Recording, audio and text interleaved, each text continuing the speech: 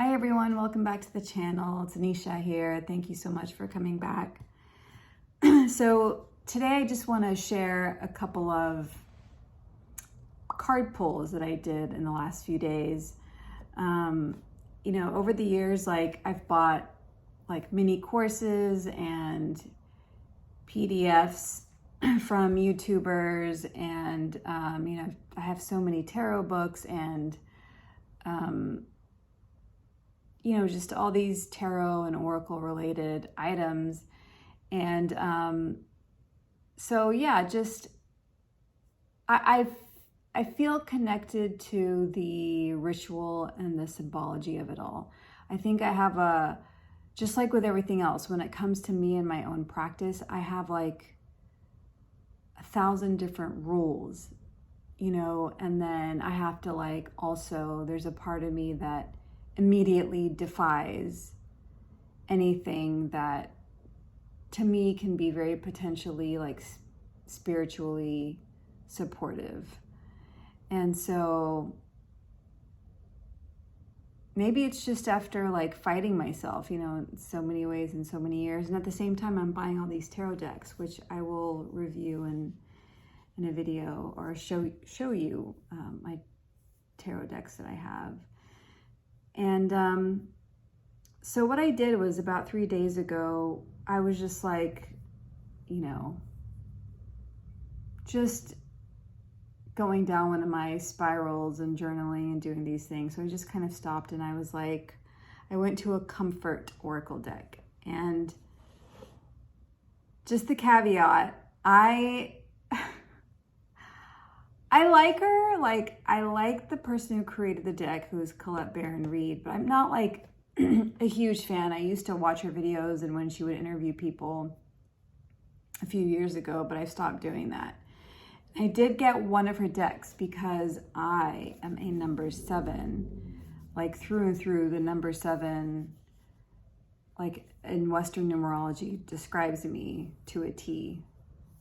That, and I would say the Myers-Briggs, but anyways, even though that's not a spiritual thing. So this is the one that I have. I got it a few years back, and I actually really like it. It's just kind of like a comfort deck. It's commercial. It's I know a lot, I know people have it. It's just kind of it's just kind of there. So, I like it in a way. And I've really just been trying to move in my direction that I know I need to go in. And it's like walking through mud. It's wet, sloshy mud. And I have mud boots on, or galoshes, whatever you call them. But they're filling up with the mud, and they're the wrong size. And I'm wearing rain gear, but it's all muddy, and nothing's really happening. Nothing's helping me walk down my path, is what I feel like, even though I know I'm going in the right direction. And I know I'm the one that's making it hard. But one thing is just it was a few days where I was just just not in a good headspace. And I remember as I'm transitioning more onto this path and trying to move away from the day-to-day kind of things I've been doing for the last 10 years out of necessity, but also out of just not thinking that I could do anything else really at that point. Now I know that I can, so I'm taking those steps, right? And it's kind of bringing me back to when I was in rehab. Right now I work at a grocery store, and I've been there actually since right before I left the rehab facility. And when I was there, one of the things, I felt so, it was such a sacred time in my life. And I haven't been opening up about it up until very recently to people other than either my close friends who I met there, therapy or group kind of thing, or 1 or 2 friends from work. That's it, who I'm still friends with. So during that time in rehab, I remember thinking towards the end of it, I felt so much more like, I felt so much more like myself, like who I am. And not that it's extraordinary, but just that I never felt like I could be myself and walk through this world. And I was learning to more and more. And one thing that I would tell myself, it was like, I live from the inside out. That's how I live. I live from the inside out. I live from the inside out because I felt like for so many years I lived from the outside in. And even the voices in my head and in my body and in my mind, 95% of the time were not my own. But it was really hard for me to discern the difference. And so now, just in the last like 6 to 8 months, I would say, that truth about who I am is definitely it's definitely coming back. So I haven't done an oracle pull in a while. And so this is what I pulled.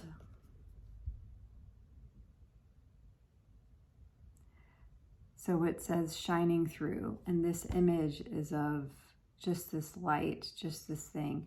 And right when I saw that, I was like, okay.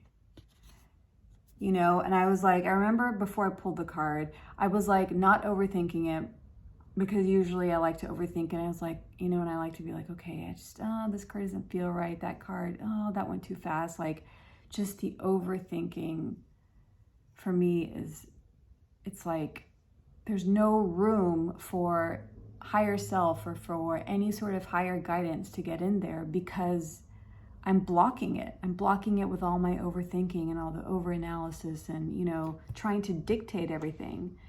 So in this one, I was just like, I just kind of like randomly pulled, even though like for a second I was like, oh, this isn't the right, you know, and I was just like, no, just like, I just pulled it. Didn't feel special, didn't feel anything.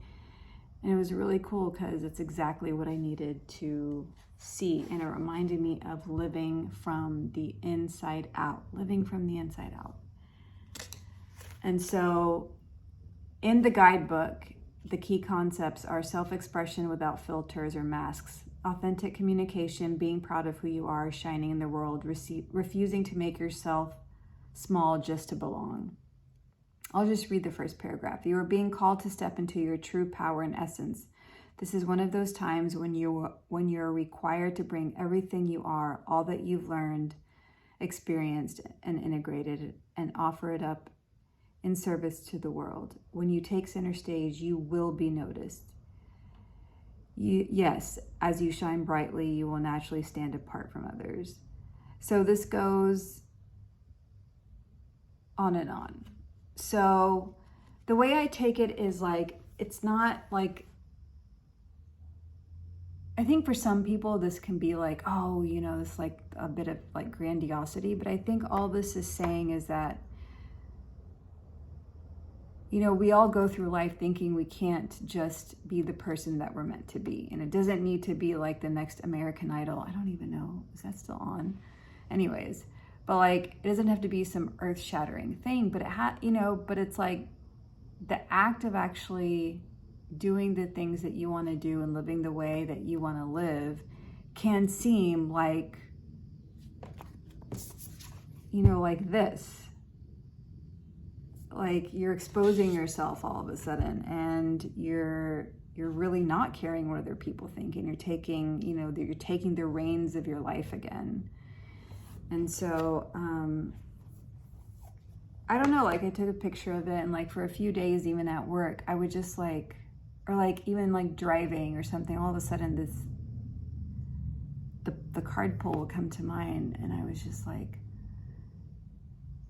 I think I am being supported, and I am being told by my higher self, or that I am on the right path.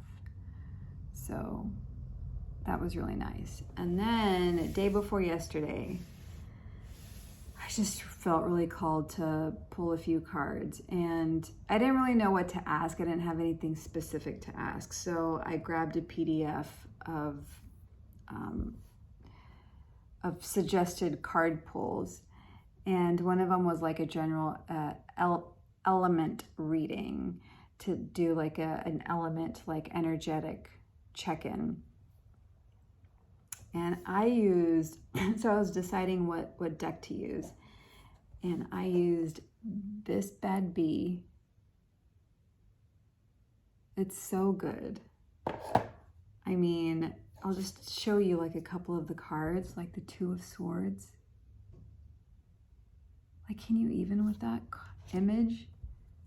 I just did the Queen of Swords because I know a lot of people talk about the Queen of Swords. I mean, that's pretty amazing. The Page, the Chariot. Like at first I was like, this is really amazing. It can be a little cartoonish, but no.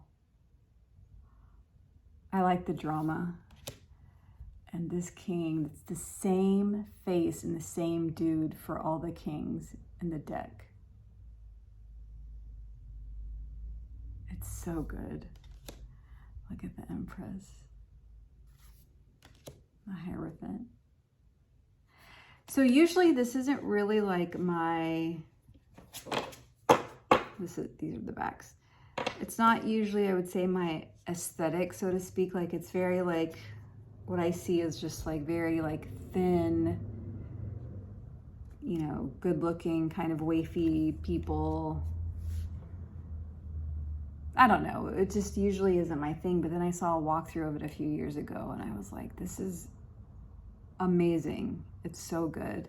And so I bought it about 1.5 years ago, and I've looked through it before, but I don't think I've actually ever used it to do a reading. So I did the element reading, and so I did the 4 elements. And so I did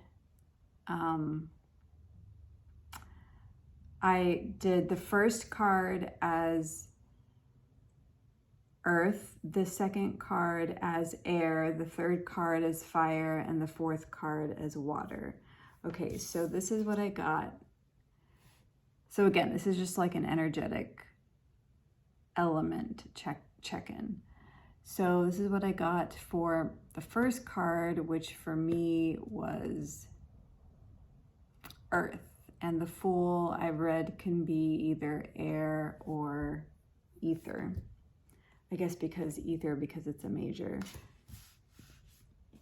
And then the second, which was air, is the Knight of Swords. The third, which was fire, was the Three of Wands, which is a fire card. And the water one for me was Justice. So this is really interesting to me because this tells me a story. So I pulled the Fool for the Earth card, and I am totally starting a new path. And knowing that the Fool represents like it's not that the naivety of the Fool is not that they haven't been around the block in a lot of different ways. It's that they are full of knowledge. They have given themselves over to their life experiences several times. And here they are again doing that once more with something new. And so having it as the first card and having it as my earth, kind of the material way of having to walk this path, was so perfect for me. Because when I first pulled it, I was like, oh, you know, this is just like, I cannot stand starting over again. And then when I looked deeper into the meaning of the card, you're not starting over again. You're just starting on this specific thing over again with all the knowledge that you already have, with Spirit, with God already at your back. You already have that full knowledge and you're just using it in a newer way maybe. So that was really great. And then the second card, like look at all the facing in the one direction. You know, like, and what's interesting is that all these cards, like, they're all looking away from me. Even this one, Justice, is looking down. So their faces aren't even, aren't even looking at me, which I thought was really interesting. So, and then the Knight of Swords was in my air position, so air and air. And yeah, just the fact that she's looking, there's a lot of action in all of these cards, I would say, maybe except for the Justice card. There's a lot of like sense of movement in a lot of them except for the Justice. So, which is great, which I'll get back to that in a second. But with the Knight of Swords, it's just like she's very focused. She's getting there. She's engaging her intellect. But it's also tempered by the fact that from the Fool of having all that knowledge already. And just, I feel like she's just like with the Knight of Swords, it's like she's drawing down the focus. Like she's really focusing and honing in on what she needs to do. And she's using all of these years of experience and everything else and the wind at her back to move forward, which I've had a lot of issues with, is just like pushing past a certain point. Like I always stop, like I've discussed this in other videos, I just stop after a certain point. So the third card is the Three of Wands, sorry, which is the fire on fire. And again, it's like one of just like, kind of like that Fool or like the Knight. She's ready, she's looking at her path, she's heading down her path. The two, she had the security and everything built up from family, and now she's like ready to move on to her own life and face it. And, with the, again, like that sense of wind and movement, she's, she's just ready to go. So it's like all these cards are like supporting one another. And this last one with Justice being in the water position, I thought immediately when I saw this, there are two majors bookending this reading, but also with the Justice card. First of all, she's looking down is how I see it. And again with the sword, and there's a lot of pointedness, with the bag here, with the sword there, with the wands straight up, with her swords here, and the pillars next to her. There's a lot of like very dedicated, committed movement in a direction. It's not flowy, it's not like languishing, it's not like sad. It's, there's a lot of purpose in this reading and these cards. So with the Justice and it being water, I think like sometimes I give way more credit to my feelings than I do to like a reality of the situation. I don't even want to say I give more credit to my feelings versus my thoughts or my logic, because that's also not true, because I tend to do that. But I think recently with my emotions, especially, this is how I'm reading it for myself, is that I'm getting better at balancing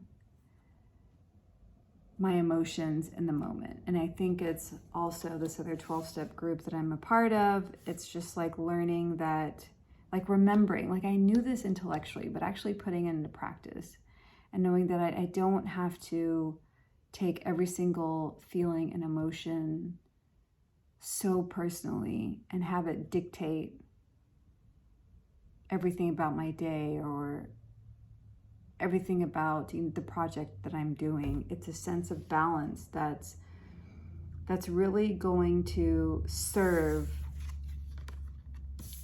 all this very purpose-driven action. It's a sense of balance. And so when I saw that, that's what I have been working on, and that's exactly, what I pulled. And with that sense of balance, I think I'll see results that are meant to be, versus whereas before I would bring my past into it, and meaning being triggered, right? And like really reacting to things based on stuff from the past. And there not being any sense of balance to the event or to the rest of my day. It would just like kind of tank things, and sometimes for a couple of days. And now it's not. I'm just getting a lot better at it. So this is just something that I wanted to do. You know, this is like the first time after a long time that I've actually really connected to the cards, and it was just really unexpected. So I wanted to share it, and so that's what I'm doing. And I would love to hear if you have any thoughts, or let me know if you've used this tarot deck, or if you've connected it in a way, or any realizations you've had recently. And I'll talk to y'all soon. Bye.